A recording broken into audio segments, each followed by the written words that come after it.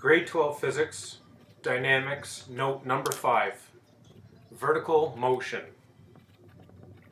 In this note, we're going to analyze elevators and see how the acceleration affects the normal force as someone goes up or down. If we look at an elevator at rest, a person standing on the elevator will have Fg, and the elevator will add an Fn, a normal force, to that person. In order to get the person to accelerate, we know we cannot change Fg. Fg is just dependent on the mass and g, and we cannot change those. We have to change Fn to get the person to accelerate up or down. So let's look at a tower. In this case, I try to draw a CN tower. We're going to look at 4 scenarios, going up and going down. So the first scenario is going to be at the bottom, where we're going to accelerate up. We know that an Fg will be on the person, but to accelerate up we need a bigger Fn. That way we have a net force up and the acceleration will be up. Now let's look at slowing down at the top. Again, Fg is the same, but Fn will have to shrink so we have a net acceleration down so that we can slow down. Third scenario, we're going to be at the top and start to accelerate down. Fg again is the same, but Fn is going to be smaller, therefore we have a net force down and an acceleration down.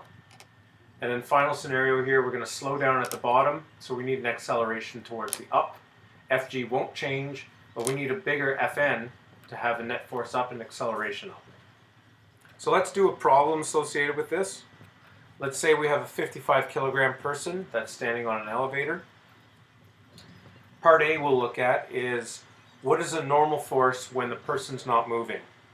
So this is what we should be used to. This is easy. We'll draw a free body diagram. And on this free body diagram, we know that gravity is pulling this person down, and the normal force will be pointing up, but they're balanced if the thing is not moving. So Fn equals Fg equals mg. We sub in the numbers, and we should find that Fn is 539 newtons. But now let's say the elevator accelerates up at 0.75 meters per second squared. And let's say that the person is standing on a scale.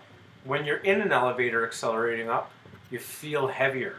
So we're going to try and figure out how much heavier the scale is going to say than 55 kilograms. So what we basically need to do is find the normal force. So here's the person again, Fg. We know the normal force has to be bigger up because it's accelerating up. So if we look at F equals ma, up is positive, so Fn subtract Fg equals ma. We're going to solve for Fn. We make a simplification. We can factor out the mass. We put in the numbers. We find the normal force is 580 newtons.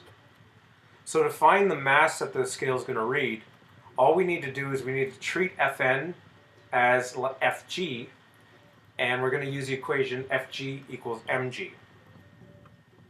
So the normal force here is going to be equal to mg. So the mass that the scale is going to read is going to be the normal force divided by g. So that will be 580 divided by 9.8. And the scale will read 59.2 kilograms instead of 55.